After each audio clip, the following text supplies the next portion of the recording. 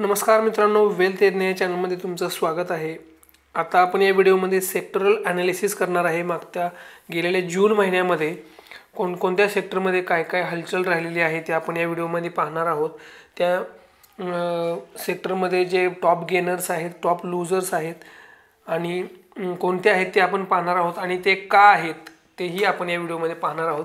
त्यापूर्वी तुम्ही जर या चॅनलवरती नवीन असाल तर चॅनलला सबस्क्राइब करा आणि बेल आयकॉन प्रेस करायला विसरू नका, म्हणजे नवीन व्हिडिओचे नोटिफिकेशन तुम्हाला सर्वात आधी मिळेल। तर तुमचा जास्त वेळ न घेता आपण व्हिडिओला सुरुवात करूया।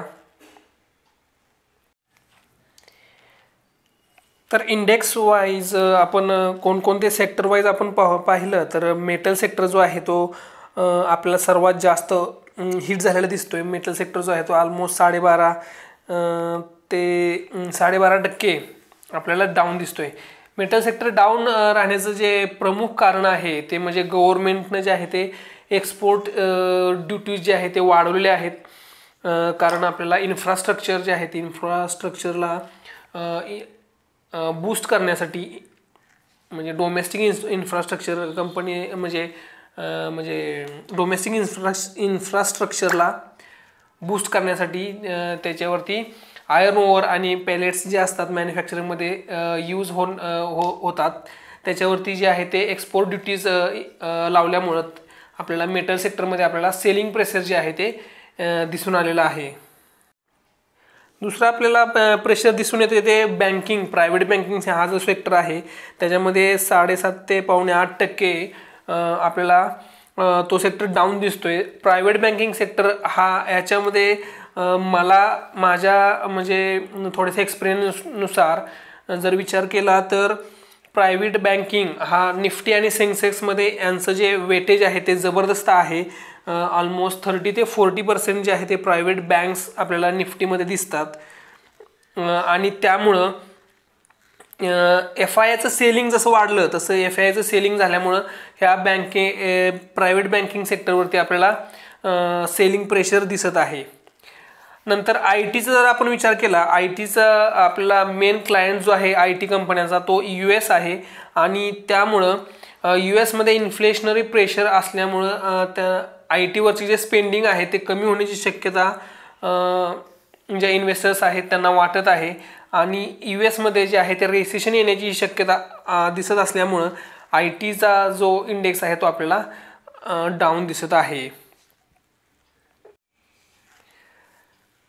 आता हाय इन्फ्लेशनरी प्रेशर असल्यामुळं रॉ मटेरियल जे प्राइजेस जे आहेत ते सगळीकडे वाढलेले आपल्याला दिसतात। त्यामुळं रियालिटी आणि इन्फ्रा हा जो इंडेक्स आहे याच्यामध्ये आपल्याला 5.5 ते 6.5% आपल्याला हा सेक्टर जो आहे तो डाऊन दिसत आहे।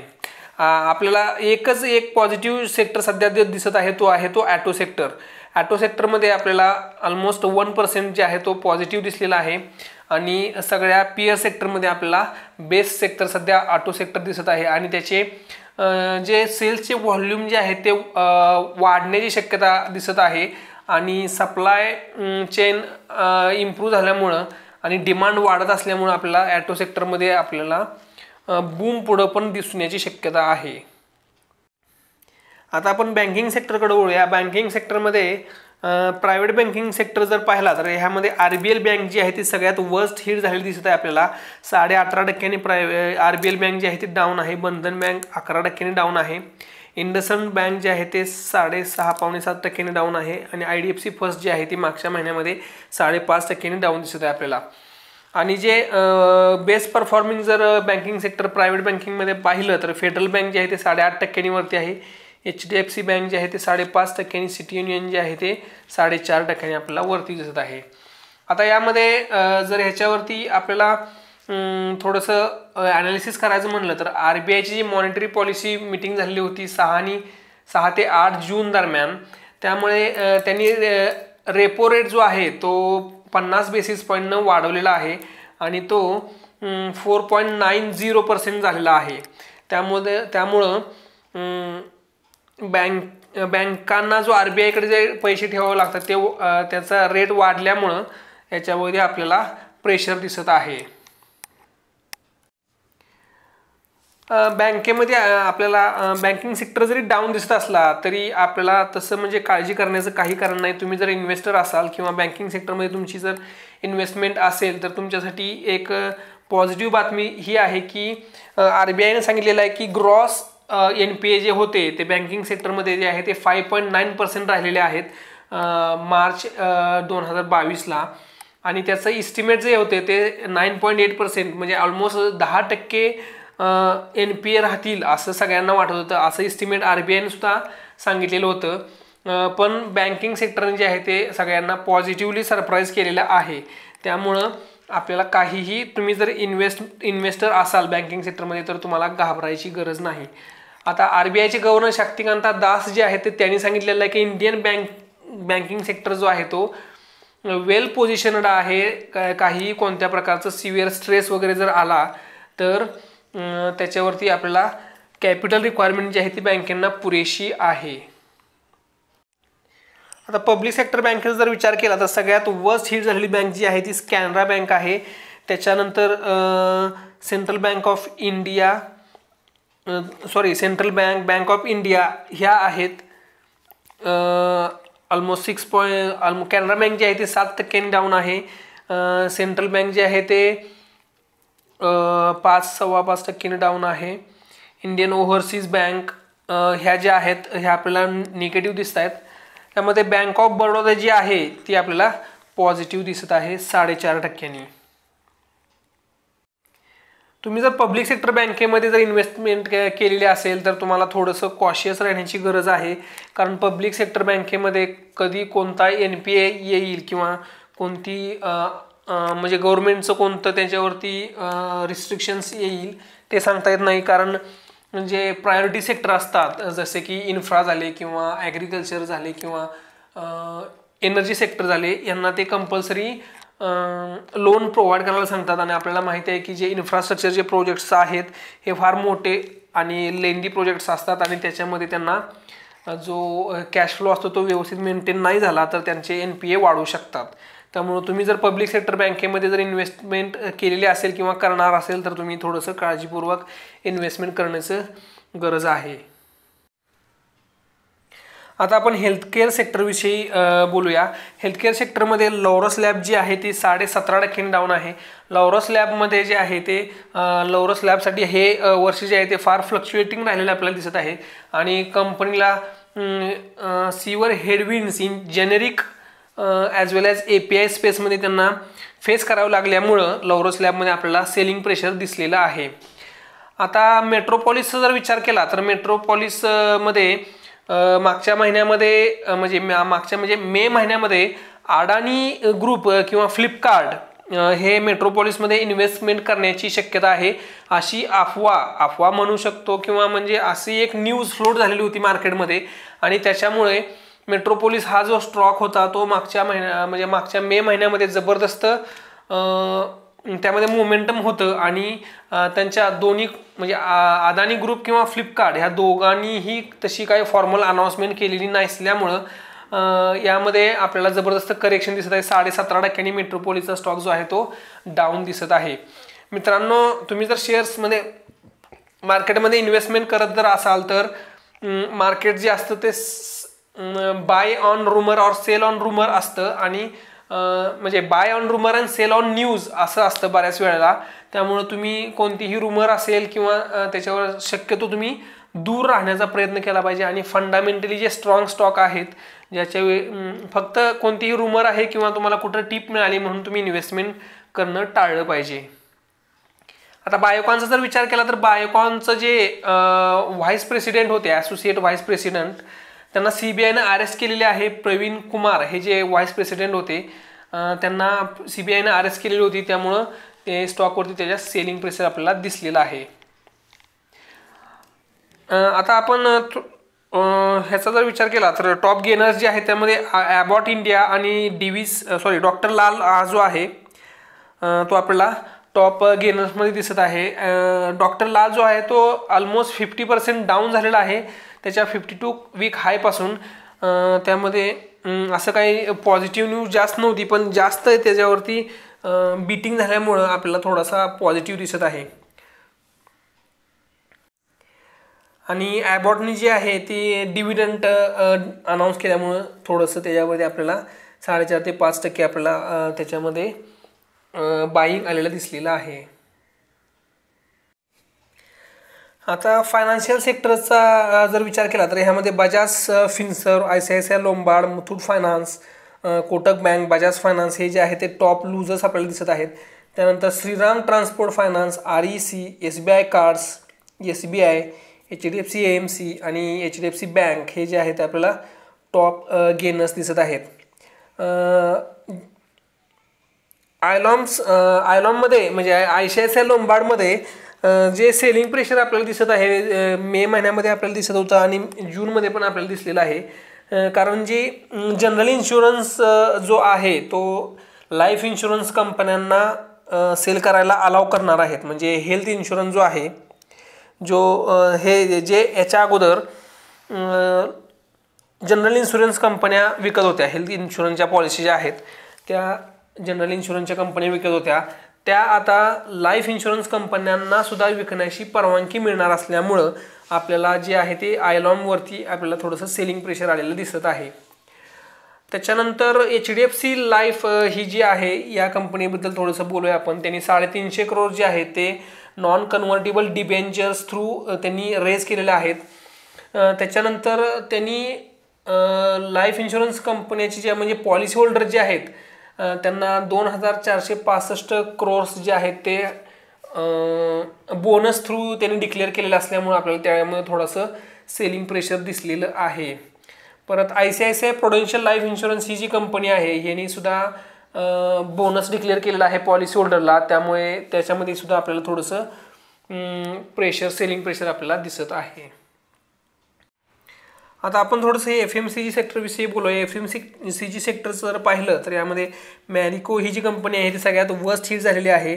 युनायटेड स्पिरिट्स, कोलगेट पामोलिव्ह, नंतर टाटा कन्झ्युमर प्रॉडक्ट्स आणि युनायटेड ब्रिव्हरीज ह्या ज्या कंपन्या आहेत ह्या आपल्याला वर्स्ट परफॉर्मिंग दिसत आहेत. यामध्ये बेस्ट परफॉर्मिंगमध्ये वरुण बिव्हरेजेस, रॅडिको खेतान, ITC आणि इमामी ह्या ज्या कंपन्या आहेत त्या आपल्याला थोड्याशा बेस्ट परफॉर्मिंगमध्ये दिसत आहेत. आता आपला समर सीझन जो आहे तो थोडासा एक्सटेंडेड झालेला दिसत आहे आणि जबरदस्त समर सीझन असल्यामुळं जी वरुण बिव्हरेजेस ही जी कंपनी आहे जी कोका कोला वगैरे यांचे जे राईट्स याच्याकडे असल्यामुळं यामध्ये आपल्याला थोडंसं चांगली बाईंग आलेली दिसत आहे. त्याच्यानंतर मॅरिको वगैरे ह्या ज्या कंपन्या आहेत याच्यामध्ये रॉ मटेरियलचे प्राइजेस होते, यामध्ये रॉ मटेरियलचे प्राइजेस बेसिकली पाम ऑइल वगैरे हे जे होते याच्यामध्ये प्राइजेस जे इन्फ्लेशनमुळं प्राइजेस हाय राहिलेले असल्यामुळं या कंपन्यावरती आपल्याला निगेटिव्ह इम्पॅक्ट दिसत आहे. आणि इन्फ्लेशन जरी कूल झालेलं असलं तरी या कंपनीने सांगितलं आहे की आम्ही त्याचे प्राइजेस जे आहेत वाढवण्याचा प्राइजेस जे आहे ते कमी करणार नाही किंवा त्याचा पेस जो आहे तो आम्ही थोडासा कमी करू, जास्तीत जास्त आम्ही किमती ज्या आहेत ते किमती कमी होणार नाहीत असं त्यांनी डिक्लेअर केलेलं आहे. आता IT सेक्टरविषयी जर बोलायचं झालं तर IT सेक्टरमध्ये बऱ्याचशा कंपन्या ज्या आहेत ते वर्स्ट हिट झालेल्या आहेत. त्याचं मेजर कारण जे आहे ते IT सेक्टरचा जो मेजर कस्टमर आहे तो US आहे आणि US जे आहे ते इन्फ्लेशन जबरदस्त आहे आणि त्याचा US रेसेशनमध्ये जाणार का नाही त्याचा डेटा जो आहे तो आता जुलैच्या फर्स्ट वीकमध्ये येणार आहे आणि तोपर्यंत त्याच्यामध्ये थोडंसं पॅनिक राहण्याची शक्यता दिसत आहे. US जर रिसेशनमध्ये गेलं तर IT अजून प्रेशर राहण्याची शक्यता आहे. आता LTTS जर विचार केला तर LTTSनं जे आहे ते फ्रान्समध्ये त्यांची एक डिझाईन सेंटर जे आहे ते ओपन केलेलं आहे. थोडंसं टेक महिंद्राविषयी जर बोलायचं झालं तर त्यांचं जे CEO आहेत गुरनानी, त्यांचं रिम्युनरेशन जे आहे ते FY22 189% वाढलेलं आहे. हे सगळ्यांची म्हणजे भुवया उंचवणारी गोष्ट होती ती, कारण 189% जे रिम्युनरेशन त्यांचं वाढलेलं आहे ते त्यांचे PS जर विचार केला तर TCS जे राजेश सर आहेत, राजेश गोपीनाथन यांचं जे आहे ते 26% राईज झालेलं आहे. ग्रुपमध्ये सगळ्यात कमी जे आहे त्यांचं रिम्युनरेशन राजेश गोपीनाथन यांचं आहे, त्यांचं 25 करोड्स आहे. इन्फोसिसचे जे सलील पारेख आहेत त्यांचं 43% राईज झालेलं आहे, त्यांचं 71 करोडचं जे रिम्युनरेशन आहे ते सगळ्यात जास्त आहे ह्या ग्रुपमध्ये मोठ्या कंपन्यामध्ये जर विचार केला तर. आणि टेक महिंद्राचं जे गुरनानी आहेत यांचं रिम्युनरेशन जे आहे ते 63 crores झालेलं आहे. या थोड्याशा काही ठळक गोष्टी आपण विचारात घेऊ शकतो IT सेक्टरमध्ये. आता मेटल सेक्टरचा जर विचार केला तर मेटल सेक्टरमध्ये वेदांत जो आहे तो 17.5% आसपास आपल्याला डाऊन दिसतोय. नाल्को जो आहे तो 16.5% डाऊन आहे. हिंदाल्को 7.5%. टाटा स्टील जे आहे ते 5.5 ते 5.6% डाऊन आहे. आणि हिंदुस्तान झिंक जो आहे तो ऑलमोस्ट 5% डाऊन दिसतोय. आता जो अप आहे तो JSW स्टील जो आहे तो 16.5% आसपास अप आहे. अडानी एंटरप्राइजेस जो आहे तो 12.5% वरती आहे. वेल्सपन कॉर्प जो आहे तो 11% वरती आहे. आणि रत्नमणी मेटल जो आहे तो 10% वरती आहे. आता सगळ्यात जास्त जो वरती गेला आहे तो ऑलमोस्ट 16% JSW स्टील जो आहे तो वरती गेलेला आहे. कारण त्याचं क्रूड स्टीलचं आउटपुट जे आहे ते 31% वाढलेलं आहे इयर ऑन इयर बेसिसवरती. 17 ते 18 लाख टनच्या आसपास त्याचं आउटपुट गेलेलं आहे. आता क्रूड आउटपुट जे आहे ते 13.67 लाख टन्स राहिलेलं आहे. आणि त्याच्यामुळे जो आहे तो आपल्याला त्याच्यामध्ये जबरदस्त बाईंग दिसलेली आहे.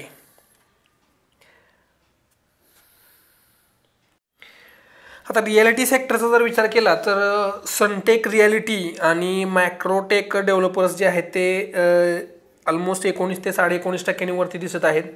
सगळ्यात वर्स्ट हिट जो आहे तो इंडियाबुल रिअल इस्टेट जो आहे तो सगळ्यात वर्स्ट हिट झालेला आहे. त्याच्यानंतर गोदरेज प्रॉपर्टी आणि DLF जो आहे तो सगळ्यात वर्स्ट हिट झालेले दिसत आहेत. आता मायक्रोटेक डेव्हलपर्स जे आहेत त्याच्यामध्ये मायक्रोटेक डेव्हलपरनं सांगितलेलं आहे की आम्ही बँगलोरचे जे हाऊसिंग मार्केट आहे त्यामध्ये त्यांनी एंट्री केलेली आहे. त्यामुळे त्यांना थोडंसं आपल्याला त्याच्यामध्ये बाईंग इमर्ज होताना दिसलेलं आहे. आता इंडियाबुल हाऊसिंग फायनान्स जे आहे त्यामध्ये NAA ही जी अथॉरिटी आहे यांनी इंडियाबुल हाऊसिंग फायनान्सला गिल्टी म्हणजे घोषित केलेलं आहे की 6.46 करोडचा जो टॅक्स क्रेडिट बेनिफिट झालेलं होतं ते त्यांनी पास ऑन केलेलं नाही होम बायर्सना. त्याच्यामुळे म्हणजे GSTमुळे जे त्यांना म्हणजे 6.46 करोडचं जे बेनिफिट त्यांनी पास ऑन करायला पाहिजे होतं बायर्सना होम बायर्सना ते त्यांनी पास केलेलं नाही आहे. त्याच्यामुळे त्याच्यावरती काही कारवाई होण्याची शक्यता आहे. त्यामुळे आपल्याला इंडियाबुल्स रिअल इस्टेट जो आहे तो आपल्याला डाऊन दिसत आहे.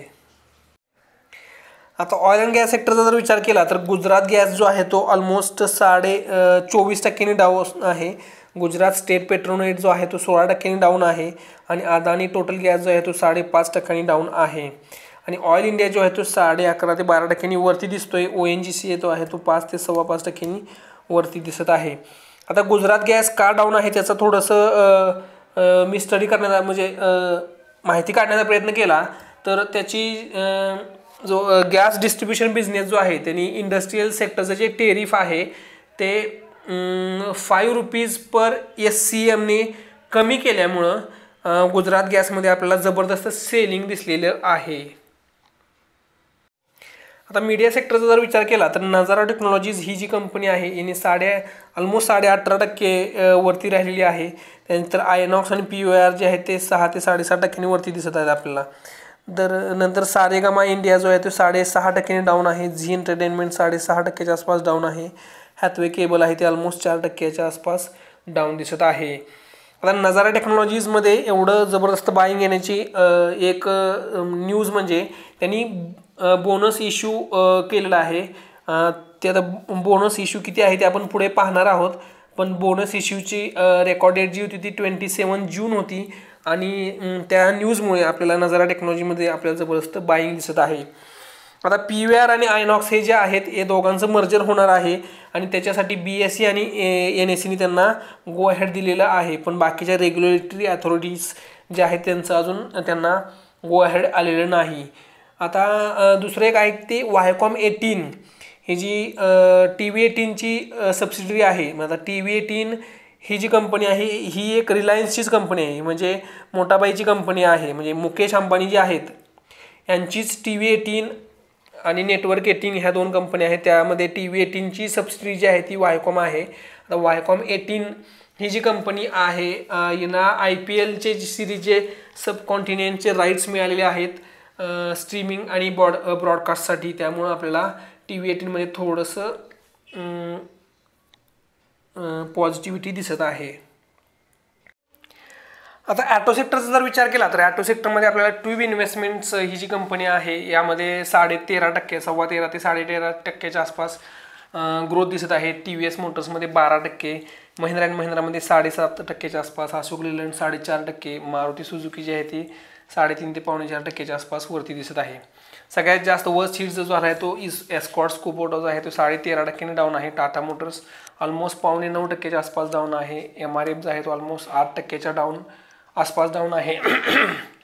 BKT टायर जो आहे तो ऑलमोस्ट 8%च्या आसपास डाऊन आहे.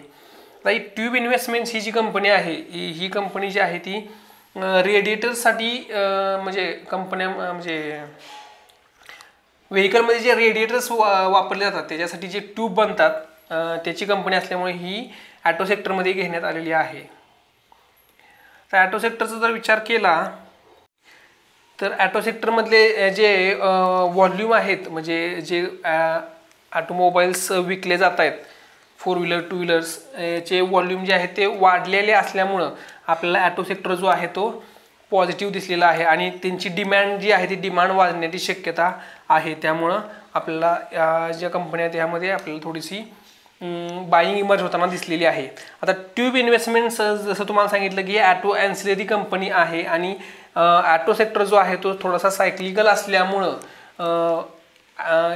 ह्याचे जे शेअर होल्डर्स होते त्याच्यापुढं कंपनीनं असं एक प्रस्ताव ठेवला होता की मेडिकल डिव्हाइस आणि इन्स्ट्रुमेंट्समध्ये किंवा इलेक्ट्रॉनिक प्रॉडक्ट्स अँड कंपोनंट्समध्ये त्यांना कंपनीला जाण्याची इच्छा होती आणि त्याला शेअर होल्डरनं गो हॅड दिल्यामुळं आपला ट्यूब इन्व्हेस्टमेंट्समध्ये चांगला आता थोडीशी बाईंग दिसलेली आहे आणि तो स्टॉक जो आहे तो वरती गेलेला आहे.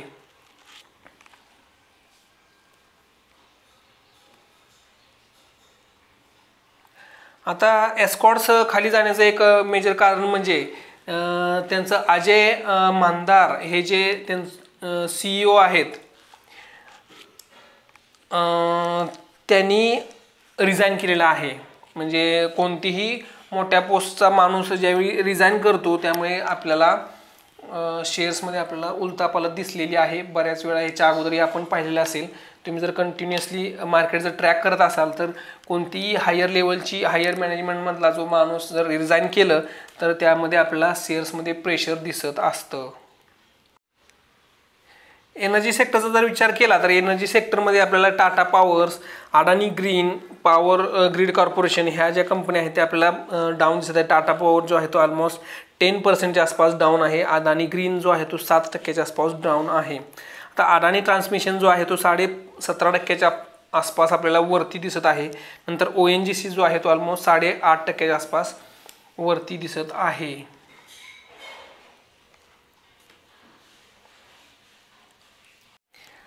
पॉवर सेक्टरमध्ये टाटा पॉवर्सविषयी एक महत्त्वाची न्यूज होती ती म्हणजे टाटा पॉवर्स जे आहे ते 350 एकर वॉटर बॉडीवरती केरळामध्ये 101.6 मेगावॅटचा जो प्रोजेक्ट आहे तो सक्सेसफुली कमिशन केलेला आहे.